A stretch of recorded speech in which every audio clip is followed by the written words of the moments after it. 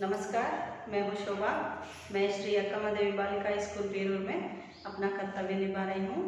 बच्चों, आइए आज हम 10वीं कक्षा के मेरा बचपन इस गद्य के बारे में जानकारी प्राप्त करेंगे। बच्चों, आप सब जानते हैं ना अब्दुल कलाम के बारे में। ये है अब्दुल कलाम जी का चित्र। देखा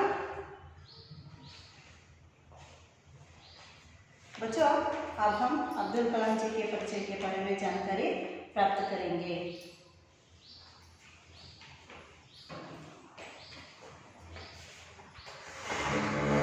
बच्चों, अब्दुल कलाम जी का जन्म 15 अक्टूबर 1921 को हुआ। रामेश्वरम में इनका जन्म हुआ। वे बड़े वैज्ञानिक थे और 25 जुलाई 2002 से 24 जुलाई 2007 तक हमारे देश के राष्ट्रपति बने थे। देश के आदर्श तथा जन्मवादी राष्ट्रपति के नाम से जाने जाते हैं। जन्मवादी राष्ट्रपति।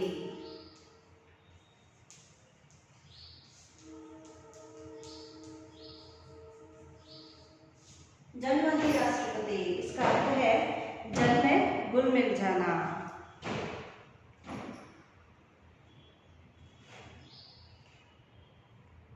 और अब्दुल कलाम जी का बहुमुखी व्यक्तित्व के निर्माणार्थ आपके नए अभियान का मंत्र था, मैं क्या दूं। स्वपरिवर्तन की ओर उन्मुख इस अभियान का उद्घोषण था ईमानदारी कार्य एवं ईमानदार का नाम। होमपाल अभियान द्वारा आप बचपन में ही इन सवालों को बोलना चाहते थे कि मैं देश के लिए क्या दे सकता हूँ, समाज एवं परिसर के लिए क्या कर सकता हूँ। बच्चों, अब आप अब्दुल कलाम जी के परिचय प्राप्त कर चुके। अब आगे बढ़ेंगे इस गद्य पाठ के आशय की ओर। बच्चों, मेरा बचपन ये एक आत्मकथा है। अब्दुल कलाम जी के द्वारा लिखी गई आत्मकथा है। अंग्रेजी में इसे विंग्स द फायर कहा जाता है। बच्चों, इस गद्य पाठ से आप क्या सीख सकते हैं, इसका आशय क्या है?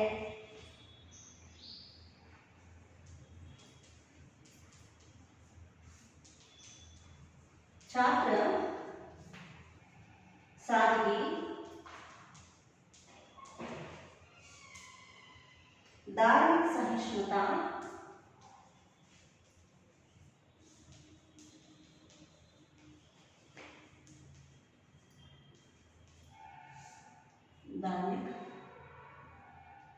सहिष्णुता, मिलजुल कर रहना,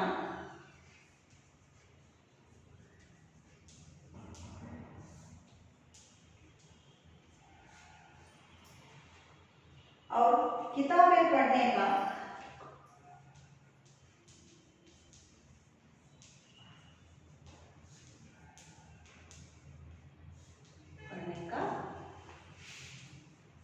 प्रयोजन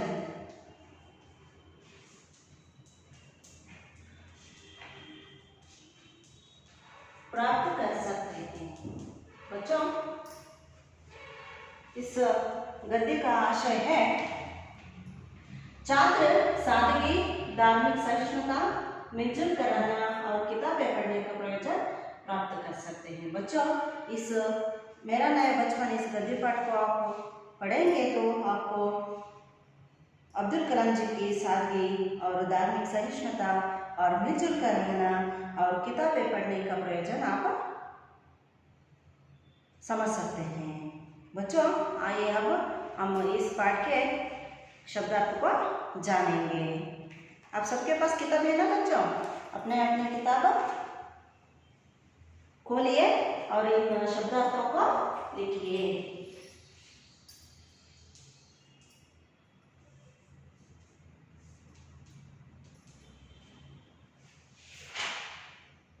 कस्बा। कस्बा का अर्थ है बच्चों छोटा शहर, छोटा सा शहर ಅಂದ್ರೆ ಚಿಕ್ಕ ನಗರ ಅಂತ। जीवन संगिनी, जीवन संगिनी, जीवन संगिनी का अर्थ है पत्नी। रोजाना, तीसरा रोजाना, रोजाना का अर्थ है नित्य, हर दिन का अर्थ। और छोटा कदकाठी, कदकाठी, देह का गठन, इसका अर्थ है देह का गठन। समुचित, पांचवा है समुचित, समुचित का अर्थ है योग्य।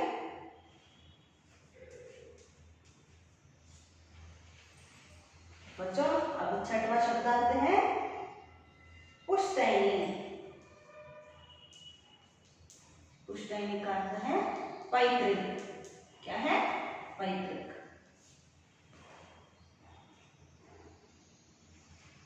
बहुल, सातवां बहुल, बहुल का अर्थ है बहुत यानी ज्यादा। और दो मुहावरा है बच्चों यहाँ पर, ध्यान से लिखिए।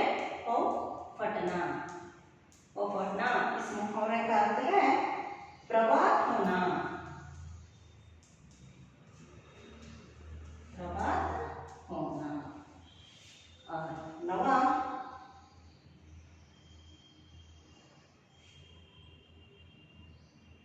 बुनियाद,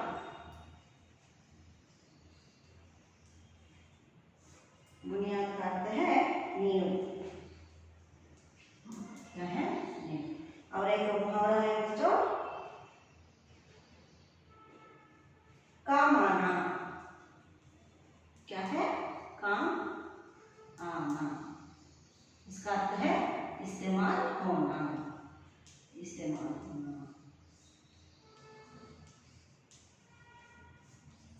बच्चों ये था शब्दार्थ, एक बार पढ़ेंगे, ध्यान से देखिए। शामपट की ओर देखिए बच्चों। पहला है कस्बा, कस्बा का अर्थ है छोटा शहर। दूसरा जीवन संगिनी, इसका अर्थ है पत्नी। तीसरा रोजाना, इसका अर्थ है नित्य। चौथा कदकाठी, इसका अर्थ है देह का गठन। और पांचवा समुचित, इसका अर्थ है योग्य। छठवां पुश्तैनी, इसका अर्थ है पैतृक। सातवां बहुल, इसका अर्थ है बहुत। आठवां पौ फटना, इसका अर्थ है प्रभात होना।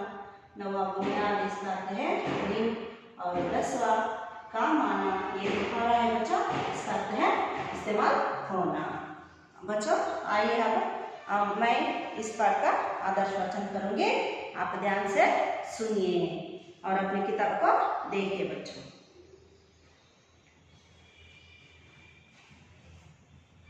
मेरा जन्म मद्रास राज्य अब तमिलनाडु के रामेश्वरम कस्बे में एक मध्यवर्गीय परिवार में हुआ था।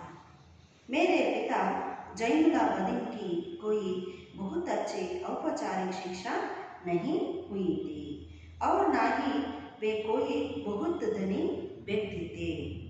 इसके बावजूद वे बुद्धिमान थे और उनमें उदारता की सच्ची भावना थी। मेरी माँ आशी अम्मा उनकी आदर्श जीवन संगिनी थी। मेरे माता पिता को हमारे समाज में एक आदर्श दंपति के रूप में देखा जाता था।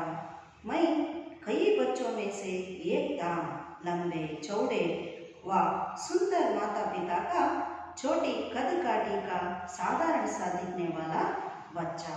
हम लोग अपने पुश्तैनी घर में रहते थे। रामेश्वरम की मस्जिदावली गली में बना यह घर चूने पत्थर व ईंट से बना पक्का और बड़ा था। मेरे पिता आडंबरहीन व्यक्ति थे और सभी अनावश्यक एवं ऐशो आराम वाली चीज़ों से दूर रहते थे। पर घर में सभी आवश्यक चीज़ें समुचित मात्रा में सुलभता से उपलब्ध थी। वास्तव में मैं कहूँगा कि मेरा बचपन बहुत ही निश्चितता और सादगी में पीता, बौद्धिक एवं भावनात्मक दोनों ही दृष्टियों से। मैं प्रायः अपनी माँ के साथ ही रसोई में नीचे बैठकर खाना खाया करता था।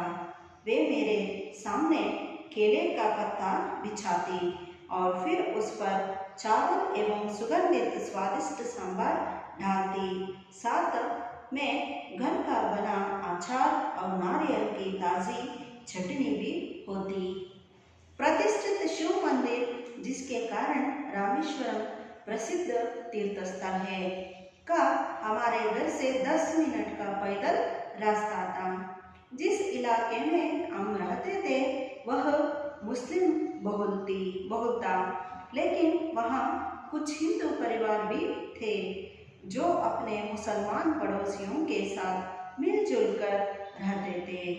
हमारे इलाके में एक बहुत ही पुरानी मस्जिद थी जहाँ शाम को नमाज के लिए मेरे पिताजी मुझे अपने साथ ले जाते थे। रामेश्वरम मंदिर के सबसे बड़े पुजारी पक्षी लक्ष्मण शास्त्री मेरे पिताजी के अभिन्न मित्र थे। आध्यात्मिक मामलों पर चर्चाएं करते रहते। जब मैं प्रश्न पूछने लायक बड़ा हुआ तो मैंने पिताजी से नमाज की प्रासंगिकता के बारे में पूछा। वे कहते थे, जब तुम नमाज पढ़ते हो तो तुम अपने शरीर से इधर ब्रह्मांड का एक हिस्सा बन जाते हो, जिसमें दौलत, आयु, जाति या धर्म पंथ का कोई भेदभाव नहीं होता।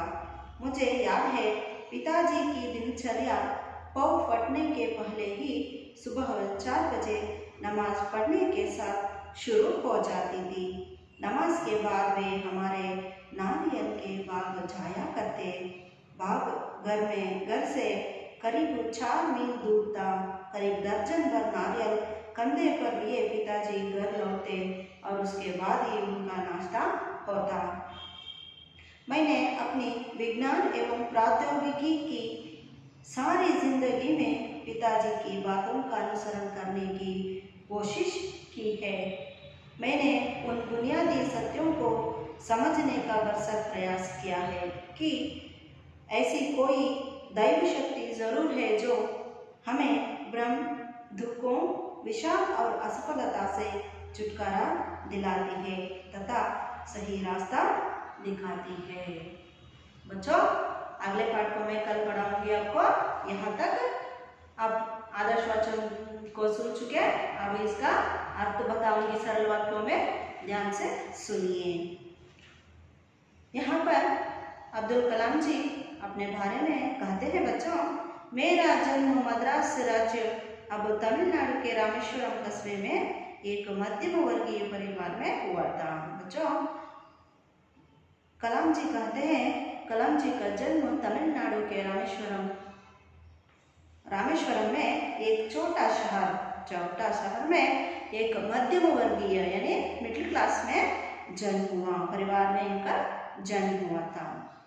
पिता का नाम था जैनुलाब्दीन। अब्दुल कलाम जी का पिताजी का नाम जैनुलाब्दीन था। कि कोई बहुत अच्छी औपचारिक शिक्षा नहीं हुई थी। देखिए बच्चों, यहाँ पर कलाम जी कहते हैं जैनुलाब्दीन जी का कोई औपचारिक शिक्षा नहीं हुई थी और ना ही वो बहुत धनी व्यक्ति भी नहीं थे। वे एक साधारण सा मध्यम वर्गीय व्यक्ति थे। इसके बावजूद भी वे अनपढ़ होकर भी अब्दुल कलाम जी के पिताजी बहुत बुद्धिमान थे और उनमें उदारता की सच्ची भावना भी थी, भरी थी।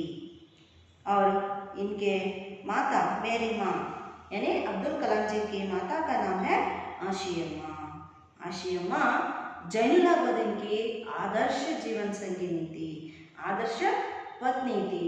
आपके माता पिता है ना, ऐसे ही मेरे माता पिता को हमारे समाज में देखे बच्चों। यहाँ पर अब्दुल कलाम जी गर्व से कहते हैं, मेरे माता पिता को हमारे समाज में एक आदर्श दंपति के रूप में देखा जाता था। आदर्श दंपति यानी पति के सब इच्छा के अनुसार माता क्या करती है, अनुसरण, वचनों का अनुसरण करती है।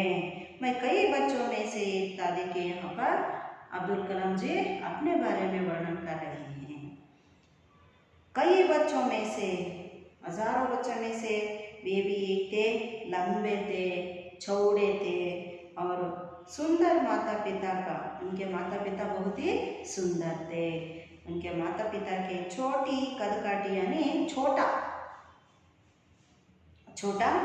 कदकाठी, इसका अर्थ है देखिए बच्चों, यहाँ पर छोटा देह का गठन कितना था, छोटा था।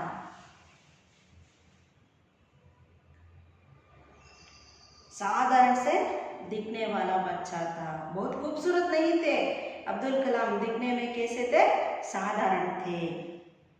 और अब्दुल कलाम कहते हैं हम लोग अपने पुश्तैनी घर में रहते थे। कहाँ रहते थे ये, सही कहा आपने, पुश्तैनी घर। पुश्तैनी घर का अर्थ है पैतृक घर।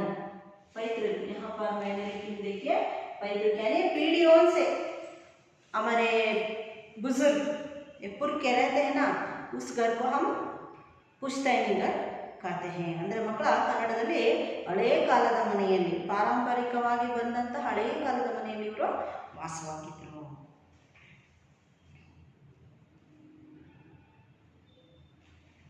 रामेश्वरम की मस्जिदा वाली गली में बना यह घर चूने पत्थर व ईंट से बना, पक्का और बड़ा था। रामेश्वरम के मस्जिदा वाली जो मस्जिद थी ना, उस गली में यह घर बना हुआ था। यह घर चूना पत्थर ईंट से बना, पक्का और बड़ा मकान था। ಮಕ್ಕಳ ಇಲ್ಲಿ ಹೇಳ್ತಿದ್ದಾರೆ, ಇವರು ರಾಮೇಶ್ವರಂನಲ್ಲಿ ಇರುವಂತಹ ಮಸ್ಜಿದ ಗಲ್ಲಿ ಬೀದಿಯಲ್ಲಿ ಇವರು ಇರ್ತಾರೆ ಮಕ್ಕಳ। ಆ ಮನೆ ಹೆಂಗಿರುತ್ತಪ್ಪ ಅಂದರೆ, ಆ ಮನೆ ಚೂನೆ ಅಂದರೆ ಸುಣ್ಣ, ಪತ್ತರ್ ಅಂದರೆ ಕಲ್ಲು, ಮತ್ತು ಈಂಟ್ ಅಂದರೆ ಇಟ್ಟಿಗೆ, ಸುಣ್ಣ ಕಲ್ಲು ಇಟ್ಟಿಗೆಯಿಂದ ಮಾಡಿದಂತಹ ತುಂಬ ದೊಡ್ಡದಾದಂಥ ಗಟ್ಟಿಮುಟ್ಟಾದಂತಹ ಮನೆಯಾಗಿತ್ತು। मेरे पिता आडंबरहीन व्यक्ति थे, इनके पिता बहुत ही सरल व्यक्ति थे। ಇವರ ತಂದೆಯವರು ತುಂಬ ಸರಳ ವ್ಯಕ್ತಿ, ಆಡಂಬರಹೀನವಾದಂತಹ ವ್ಯಕ್ತಿಯಾಗಿದ್ದರು ಅಂತ। और सभी अनावश्यक एवं ऐशो आराम वाली चीज़ों से दूर रहते थे। देखिए बच्चों, इनके पिता सभी अनावश्यक एवं ऐशो आराम वाली, अब है ना फैन है, अब सबके घर में टीवी है, वॉशिंग मशीन है ना, ये सब नहीं थे। अब्दुल कलाम के घर में, अब्दुल कलाम जी के घर में ये सब ऐशो आराम वाली वस्तुएं नहीं थे, इसलिए वे राष्ट्रपति बने, है ना। ಇವರ ಮನೆಯಲ್ಲಿ, ಅಬ್ದುಲ್ ಕಲಾಂ ರವರ ಮನೆಯಲ್ಲಿ ಯಾವುದೇ ಐಶು ಆರಾಮವನ್ನು ಕೊಡುವಂತಹ ಯಾವುದೇ ವಸ್ತುಗಳು ಇರಲಿಲ್ಲ ಮಕ್ಕಳ। ಅಂದರೆ ಟಿ ವಿ ಆಗಿರ್ಬೋದು, ಅಥವಾ ವಾಷಿಂಗ್ ಮಿಷಿನ್ ಆಗಿರ್ಬೋದು, ಅಥವಾ ಎ ಸಿ ಆಗಿರ್ಬೋದು ಮಕ್ಕಳ, ಯಾವುದೇ ಒಂದು ಆರಾಮದಾಯಕವಾದಂಥ ನಮ್ಮ ಶ್ರೀಮಂತಿಕೆಯನ್ನು ಬಿಂಬಿಸುವಂತಹ ಯಾವುದೇ ವಸ್ತುಗಳು ಇವ್ರ ಮನೆಯಲ್ಲಿ ಇರಲಿಲ್ಲ। ಇವರ ತಂದೆ ತುಂಬ ಸರಳವಾದಂಥ ವ್ಯಕ್ತಿಯಾಗಿದ್ದರು। घर में सभी आवश्यक चीज़ें समुचित मात्रा में सुलभता से उपलब्ध थी। इसका अर्थ है बच्चों, घर में जो जो वस्तुओं का आवश्यकता होती है वो सब वस्तुएं चीज़ें इसके घर में अधिक मात्रा में थी। ಮನೆಗೆ ಬೇಕಾದಂತಹ ಸರಳವಾಗಿ ಉಪಯೋಗಿಸುವಂತಹ ಅನೇಕ ವಸ್ತುಗಳು, ಅಗತ್ಯಕ್ಕೆ ಬೇಕಾದಂಥ ಎಲ್ಲ ವಸ್ತುಗಳು ಕೂಡ ಇವ್ರ ಮನೆಯಲ್ಲಿ ಯಥೇಚ್ಛವಾಗಿ ಅಂದರೆ ಸಾಕಷ್ಟು ಪ್ರಮಾಣದಲ್ಲಿ ಇದ್ದವು। वास्तव में मैं कहूँगा कि मेरा बचपन बहुत ही निश्चिंतता और सादगी में बीता। देखिए बच्चों, यहाँ पर कहते हैं कलाम जी, मेरा बचपन बहुत ही निश्चिंतता से, सादगी में यानी सरलता से बीता, भौतिक एवं भावनात्मक दोनों ही दृष्टियों से बीता। ಮಕ್ಕಳೇನು ಹೇಳ್ತಾರೆ ಕಲಾಂ ಅವರು, ನನ್ನ ಬಾಲ್ಯ ತುಂಬ ನಿಶ್ಚಿಂತೆಯಾಗಿ ಸರಳವಾಗಿ ಕಳೆಯಿತು, ಅಂದರೆ ಭೌತಿಕವಾಗಿ ಮತ್ತು ಭಾವನಾತ್ಮಕ ದೃಷ್ಟಿಯಿಂದ ತುಂಬ ಸರಳವಾಗಿಯೂ ಇತ್ತು, ಹಾಗೂ ಜೊತೆಗೆ ನಿಶ್ಚಿಂತೆಯಾಗಿಯೂ ಕೂಡ ಕಳೆದರು। मैं प्रायः अपनी माँ के साथ ही रसोई में नीचे बैठकर खाना खाया करता था। देखिए यहाँ पर कलाम जी याद करते कहते हैं बच्चों, कलाम जी अपने माँ के साथ ही रसोई यानी किचन में बैठकर खाना खाते थे। देखिए बच्चों, मेरे पास एक चित्र है, यहाँ पर देखिए, देखा आपने? देखिए बच्चों, यहाँ पर कलाम जी खाना खा रहे हैं, माँ खाना परोस रही है, आशिया माँ खाना यहाँ पर परोस रही है। केले के पत्ता है, उस पर खाना है, उस पर सांभर डाली है, अचार है। देखिए बच्चों, सब कुछ है। देखा आपने? देखा? हाँ, आगे बढ़े बच्चों। देखिए बच्चों, यहाँ पर अब्दुल कलाम जी बहुत आनंद से कहते हैं बच्चों, माँ आशिया माँ इनको कैसे खाना परोसती थी। वे मेरे सामने केले का पत्ता बिछाती। माँ पहले क्या करती थी, रसोई घर में कलाम जी को बिठाकर पहले केले का पत्ता बिछाती थी, फिर उस पर चावल डालती थी और उस पर सुगंधित स्वादिष्ट, देखिए बच्चों आपके मुंह में पानी आ रहा है ना? हाँ, स्वादिष्ट सुगंधित सांभर डालती थी। साथ में घर का बना हुआ अचार, यानी क्या है अचार का अर्थ? सही कहा आपने, उप्पिनकाई, और नारियल की ताज़ा चटनी भी होती थी। ಮಕ್ಕಳ ಇಲ್ಲಿ ನೋಡಿ, ಅಬ್ದುಲ್ ಕಲಾಂ ಅವರು ಸಾಧಾರಣವಾದಂತಹ ಮಧ್ಯಮ ವರ್ಗೀಯ ಕುಟುಂಬದಲ್ಲಿ ಜನಿಸಿದ್ರು ಕೂಡ ಅವರು ಸಾಧಾರಣವಾಗಿ ಉಣ್ಣುತ್ತಿದ್ದ ಒಂದು ಅನ್ನ ಸಾಂಬಾರನ್ನು ಎಷ್ಟೊಂದು ಸುಂದರವಾಗಿ ವರ್ಣನೆ ಮಾಡಿದ್ದಾರೆ ಅಂದರೆ ಮಕ್ಕಳ, ಇಲ್ಲಿ ಹೇಳ್ತೇನೆ ನೋಡಿ. ಹಾಗೇನೆ ನನ್ನ ಮುಂದೆ ನನ್ನ ತಾಯಿ ಬಾಳೆ ಎಲೆಯನ್ನು ಹರಡುತ್ತಿದ್ದಳು. ಬಾಳೆ ಎಲೆಯನ್ನು ಹಾಸಿ ತಾಯಿ ಅದರ ಮೇಲೆ ಬಿಸಿ ಬಿಸಿಯಾದಂಥ ಅನ್ನವನ್ನು ಬಡಿಸ್ತಿದ್ಳು. ಆ ಅನ್ನಕ್ಕೆ ಸ್ವಾದಿಷ್ಟವಾದಂಥ, ರುಚಿಕರವಾದಂಥ, ಅಂದರೆ ಘಮ ಘಮ ಅನ್ನ ಸುವಾಸನೆ ಬರುವಂತಹ ಸ್ವಾದಿಷ್ಟ ರುಚಿಕರವಾದಂಥ ಸಾಂಬಾರನ್ನು ಕೂಡ ಆಶ್ರಮ ಆಗ್ತಾಯಿದ್ರು. ಜೊತೆಗೆ ಮನೆಯಲ್ಲೇ ಮಾಡಿದಂಥ ಅಚಾರ ಮಕ್ಕಳ ಉಪ್ಪಿನಕಾಯಿಯನ್ನು ಕೂಡ ಹಾಕ್ತಾಯಿದ್ರು. ಜೊತೆಗೆ ನಾರಿಯಲ್ ಕಿ ತಾಜಿ ಚಟ್ನಿ ಅಂದರೆ ಮಕ್ಕಳ ತೆಂಗಿನಕಾಯಿಯ ತಾಜಾ ಚಟ್ನಿಯನ್ನು ಕೂಡ ತಾಯಿ ಮಾಡಿ ಹಾಕ್ತಾ ಇದ್ರು. ಪ್ರತಿದಿನ ಇವರಿಗೆ ಈ ರೀತಿಯಾಗಿ ತಾಯಿ ಪ್ರೀತಿಯಿಂದ ಊಟವನ್ನು ಬಾಳೆ ಎಲೆಯಲ್ಲಿ ಅಡುಗೆ ಮನೆಯಲ್ಲೇ ಬಡಿಸ್ತಾ ಇದ್ರು. ನೋಡಿ ಮಕ್ಕಳ, ಎಷ್ಟೊಂದು ಸುಂದರವಾಗಿ ವರ್ಣಿಸಿದ್ದಾರೆ ಅಲ್ವಾ? प्रतिष्ठित शिव मंदिर है जिसके कारण रामेश्वरम प्रसिद्ध तीर्थ स्थल है। बच्चों, आप सबको मालूम है शिव मंदिर रामेश्वरम में है ना? इसलिए रामेश्वरम प्रसिद्ध तीर्थ स्थल बन चुका है। ये पुराण काल का शिव मंदिर है बच्चों का। हमारे घर से 10 मिनट का पैदल रास्ता था। रामेश्वरम में शिव मंदिर को जाने का समय कितना होता था अब्दुल कलाम? केवल 10 मिनट। कैसे जाते थे? पैदल, यानी ಕಾಲ್ನಡಿಗೆಯಲ್ಲೇ 10 ನಿಮಿಷ ಹೋದರೆ ಸಾಕು ಇವರು ರಾಮೇಶ್ವರಂ ಮಂದಿರದ ಶಿವ ಮಂದಿರಕ್ಕೆ ಇವರು ಭೇಟಿ ಕೊಡಬಹುದಾಗಿತ್ತು. जिस इलाके में हम रहते थे, ಯಾವ ಭಾಗದಲ್ಲಿ, ಯಾವ ಬೀದಿಯಲ್ಲಿ ಇವರಿದ್ರೋ ವಹ ಮುಸ್ಲಿಂ ಬಹುಲ್ ಥಿ, वहाँ पर मुस्लिम बहुल थे, ಅಂದರೆ ಮಕ್ಕಳು ಅಲ್ಲಿ ತುಂಬ मुस्लिम जनांगदವರು इದ್ರು. लेकिन वहाँ कुछ हिंदू परिवार भी थे, देखिए, जो अपने मुसलमान पड़ोसियों के साथ मिलजुल कर रहते थे. देखिए बच्चों, यहाँ पर कहते हैं कलाम जी, जिस गली में अब्दुल कलाम जी रहते थे वहाँ पर ये कुछ बहुत मुस्लिम परिवार भी थे और कुछ हिंदू लोग भी थे, जो दोनों ही मुस्लिम और हिंदू लोग दोनों ही मिलजुल कर भाइयों के जैसा मिलजुल कर रहते थे. ಮಕ್ಕಳ, ಇಲ್ಲಿ ಹೇಳ್ತಾರೆ ಅಬ್ದುಲ್ ಕಲಾಂ ಅವರು, ಇವರು ಯಾವ ಒಂದು ಭಾಗದಲ್ಲಿ ಇದ್ರೋ ಅಲ್ಲಿ ತುಂಬನೇ ಮುಸ್ಲಿಂ ಜನಾಂಗದವರು ಇದ್ದರು. ಅದರಲ್ಲಿ ಕೆಲವು ಹಿಂದೂ ಜನಾಂಗದವರು ಕೂಡ ಮನೆಗಳು ಕೂಡ ಅಲ್ಲಿದ್ವು. ಅವ್ರು ಹೆಂಗಿದ್ರಪ್ಪ ಹಿಂದೂ ಮುಸ್ಲಿಮರು ಅಂದರೆ ತುಂಬ ಹೊಂದಿಕೊಂಡು, ತುಂಬ ಹೊಂದಾಣಿಕೆಯಿಂದ, ಸಹಕಾರದಿಂದ, ಸಹೋದರರ ರೀತಿಯಲ್ಲಿ ಅವರು ಇರ್ತಾರೆ. हमारे इलाके में एक बहुत ही पुरानी मस्जिद थी जहाँ शाम को नमाज के लिए मेरे पिताजी मुझे अपने साथ ले जाते थे. देखिए यहाँ पर कहते हैं हमारे इलाके में जो रहते थे ना, उस भाग में बहुत ही पुरानी मस्जिद था, जहाँ हर रोज़ शाम शाम को इनके पिताजी जैनुलाब्दीन के साथ अब्दुल कलाम जी वहाँ पर जाकर क्या करते थे, ನಮಾಜ್ करते थे. ಮಕ್ಕಳಲ್ಲಿ ಹೇಳ್ತಾರೆ, ಇವರು ಇದ್ದಂಥ ಜಾಗದಲ್ಲಿ ತುಂಬ ಹಳೆಯದಾದಂಥ ಒಂದು ಮಸೀದಿ ಕೂಡ ಇತ್ತು. ಅಲ್ಲಿ ಪ್ರತಿನಿತ್ಯ ಸಂಜೆ ಇವರು ತನ್ನ ತಂದೆಯ ಜೊತೆ ಹೋಗಿ ಅಲ್ಲಿ ನಮಾಜನ್ನು ಮಾಡ್ತಾ ಇರ್ತಾರೆ. रामेश्वरम मंदिर के सबसे बड़े पुजारी पक्षी लक्ष्मण शास्त्री मेरे पिताजी के अभिन्न मित्र थे. उस रामेश्वरम मंदिर के शिव मंदिर के जो पुजारी थे पक्षी लक्ष्मण शास्त्री, ये इनके पिताजी के अभिन्न यानी अंतरंग मित्र थे. आध्यात्मिक मामलों पर ये दोनों चर्चाएं करते थे. भगवान के बारे में होगा, शायद धर्म के बारे में ये चर्चाएं करते थे. जैनुलाब्दीन और पक्षी लक्ष्मण शास्त्री दोनों ही आध्यात्मिक विषयों के बारे में चर्चा करते थे. ಅಂದರೆ ಅಬ್ದುಲ್ ಕಲಾಂ ಅವರು ಹಾಗೂ ಪಕ್ಷಿ ಲಕ್ಷ್ಮಣ ಶಾಸ್ತ್ರಿ ಇಬ್ಬರು ಕೂಡ ಅಂತರಂಗದ ಸ್ನೇಹಿತರಾಗಿದ್ದರು.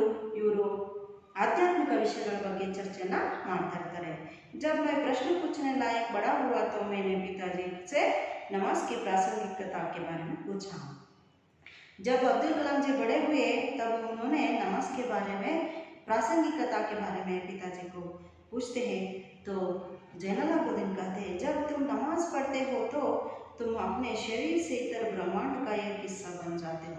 नमाज पढ़ते समय तुम अपने शरीर से इतर ब्रह्मांड का एक हिस्सा बन जाते हो, जिसमें कोई दौलत, आयु, जाति, धर्म, पंथ का कोई भेदभाव नहीं होता. ಮಕ್ಕಳ ಇಲ್ಲಿ ಹೇಳ್ತಾರೆ ಜೈನುಲಾಬ್ದೀನ್ ಬಗ್ಗೆ, ಅವರು ಹೇಳ್ತಾರೆ ನಮಾಜ್ ಬಗ್ಗೆ ಏನು ಹೇಳ್ತಾರಪ್ಪ ಅಂದರೆ, ನೀನು ಯಾವಾಗ ನಮಾಜನ್ನು ಓದುತ್ತೀಯೋ ಆಗ ನೀನು ಶರೀರದಿಂದ ಇತರ ಬ್ರಹ್ಮಾಂಡದ ಒಂದು ಭಾಗವೇ ನೀನು ಆಗ್ಬಿಡ್ತೀಯ. ಆ ಒಂದು ಭಾಗದಲ್ಲಿ ಯಾವುದೇ ಸಂಪತ್ತು, ವಯಸ್ಸು ಮತ್ತು ಜಾತಿ ಹಾಗೂ ಧರ್ಮಪಂಥದ ಯಾವುದೇ ಭೇದ ಭಾವ ಕೂಡ ಅಲ್ಲೇ ಇರೋದಿಲ್ಲ ಅಂತ. मुझे याद है पिताजी की दिनचर्या पौ फटने के पहले ही सुबह 4 बजे नमाज पढ़ने के साथ शुरू हो जाती थी. देखिए इनके पिताजी हर रोज 4 बजे उठ जाते थे. बच्चों उठकर ये क्या करते थे, नमाज पढ़ते थे. नमाज पढ़ने के बाद कुछ काम करते थे. नमाज के बाद वे हमारे नारियल के बाग जाया करते थे. नमाज पढ़ने के बाद ये नारियल बाग में जाया करते थे. बाग घर से करीब 4 मील दूर था. कितना दूर था, 4 मील ಅಂದರೆ 4 किलोमीटर ಅಂತ ಮಕ್ಕಳ.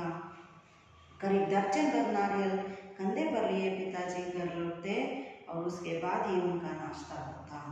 ಮಕ್ಕಳ ಇಲ್ಲಿ ಹೇಳ್ತಾರೆ, ಅಬ್ದುಲ್ ಕಲಾಂ ಅವರು ನನ್ನ ತಂದೆಯ ದಿನಚರಿ ಹೇಗೆ ಶುರುವಾಗ್ತಿತ್ತಪ್ಪ ಅಂದರೆ ಪೌಫಟ್ನೆ ಮಕ್ಕಳ, ಇದು ಒಂದು ಮುಹಾವರ. ಇದರ ಅರ್ಥ ಪೌಫಟ್ ಅಂದರೆ ಏನು, ಪ್ರಭಾತ್ ಅಂದರೆ ಮುಂಜಾನೆ ಬೆಳಿಗ್ಗೆ ಆಗೋದು. ಬೆಳಗ್ಗೆ ಕರೆಕ್ಟಾಗಿ 4 ಗಂಟೆಗೆ ಇವರ ತಂದೆ ಎದ್ಬಿಟ್ಟು ಏನು ಮಾಡ್ತಾ ಇದ್ದಾರಪ್ಪ ಅಂದರೆ, ಎದ್ದು ನಮಾಜನ್ನು ಓದ್ಬಿಟ್ಟು ತನ್ನ ತೆಂಗಿನ ತೋಟಕ್ಕೆ ಪ್ರತಿನಿತ್ಯ ಭೇಟಿಯನ್ನು ಕೊಡ್ತಾ ಇರ್ತಾರೆ. ಮಕ್ಕಳು ಅದು ಎಷ್ಟು ದೂರ ಇತ್ತು ಮನೆಯಿಂದ ಅಂದರೆ 4 ಕಿಲೋಮೀಟರ್ ದೂರ ಇರುತ್ತೆ. 4 ಕಿಲೋಮೀಟ್ರು ಆ ತೋಟಕ್ಕೆ ಹೋಗಿ ಅಲ್ಲಿಂದ ದರ್ಜನ್ ಅಂದರೆ ಮಕ್ಕಳ 12ಕ್ಕಿಂತ ಜಾಸ್ತಿ ಡಜನ್ ಗಟ್ಟಲೆ ತೆಂಗಿನಕಾಯಿಯನ್ನು ಹೆಗಲ ಮೇಲೆ ಹಾಕ್ಕೊಂಡು ಅವ್ರ ತಂದೆ ಬರ್ತಾ ಇರ್ತಾರೆ. ತೋಟಕ್ಕೆ ಹೋಗಿ ತೆಂಗಿನಕಾಯಿಯನ್ನು ತೆಗೆದುಕೊಂಡು ಬಂದ ಮೇಲೆ ಅವರು ಮುಂದೆ ತಿಂಡಿಯನ್ನು ತಿಂತಾ ಇರ್ತಾರೆ. ಮಕ್ಕಳ ಈ ರೀತಿಯಾಗಿತ್ತು ಅವರ ದಿನಚರಿ.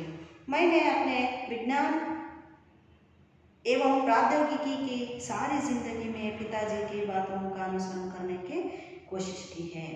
मैंने उन बुनियादी सत्यों को समझने का भरसक प्रयास किया है कि ऐसी कोई दैव शक्ति जरूर है जो हमें भ्रम, दुख, विषाद और असफलता से छुटकारा दिलाती है तथा सही रास्ता दिखाती है. ಮಕ್ಕಳ ಇಲ್ಲಿ ಹೇಳ್ತಾರೆ ಅಬ್ದುಲ್ ಕಲಾಂ ಅವರು, ನಾನು ವಿಜ್ಞಾನ ಮತ್ತು ಔದ್ಯೋಗಿಕ ಜೀವನದಲ್ಲಿ ನನ್ನ ತಂದೆ ಎಲ್ಲ ಮಾತುಗಳನ್ನು ನಾನು ಅನುಸರಣೆ ಅಂದರೆ ಪಾಲನೆ ಮಾಡುವ ಪ್ರಯತ್ನವನ್ನು ಪ್ರಾಮಾಣಿಕವಾಗಿ ಮಾಡಿದ್ದೇನೆ.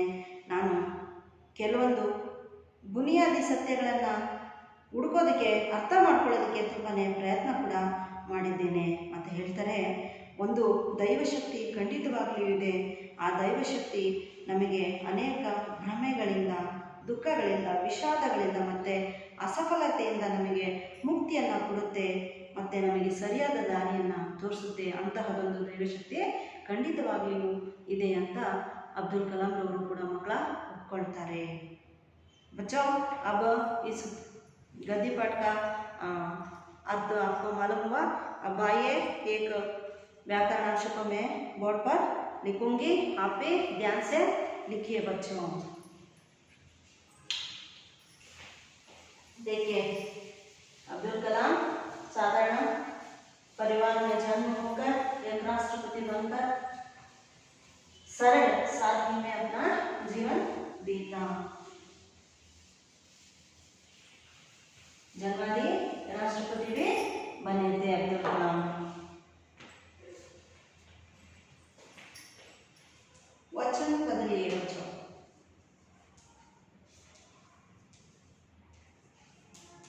पहला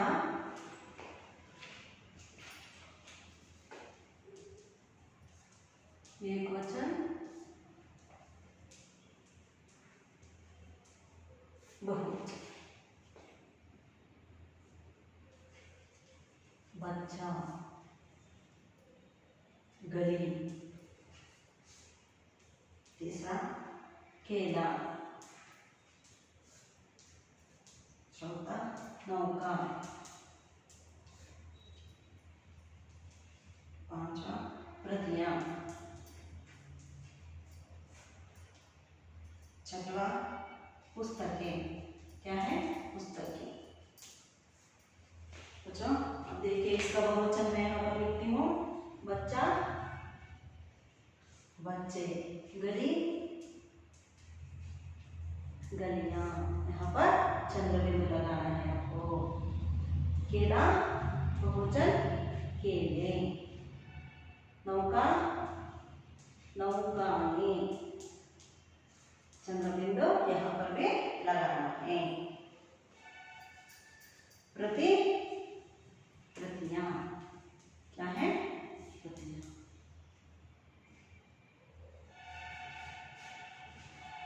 पुस्तक पुस्तकें। देखिए बच्चों, यहाँ था व्याकरणांश वचन। पहला बच्चा, बच्चे, गली, गलियां, केला, केले, नौका, नौकाएं, प्रति, प्रतियां, पुस्तक, पुस्तक, पुस्तकें।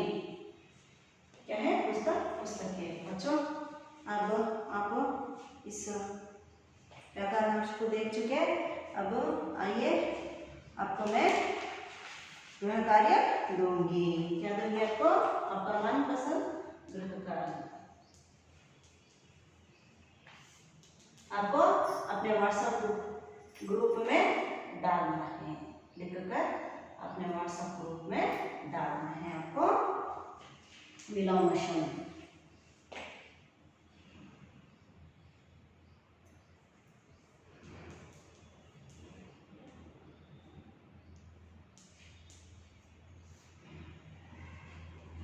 विलोम शब्द लिखिए।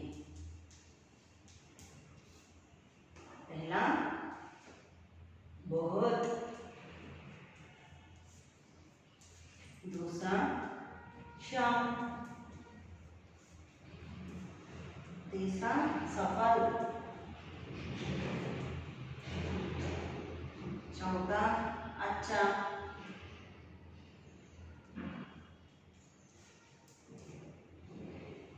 पांचवा बड़ा, छठवा अपना। इन सबका आपको विलोम शब्द उल्टे अर्थ लिखकर अपने ग्रुप में डालना है। लिखेंगे ना बच्चों? बच्चों अब मैं आपको अब्दुल कलाम जी के एक संदेश बताऊंगी, ध्यान से सुनिए और लिखिए। इसके बाद अपना क्लास को खत्म करती हूँ। अब्दुल कलाम कहते हैं बच्चों, मैं सबसे अच्छा हूँ, मैं सबसे अच्छा हूँ, मैं यह कर सकता हूँ, मैं यह कर सकता हूँ।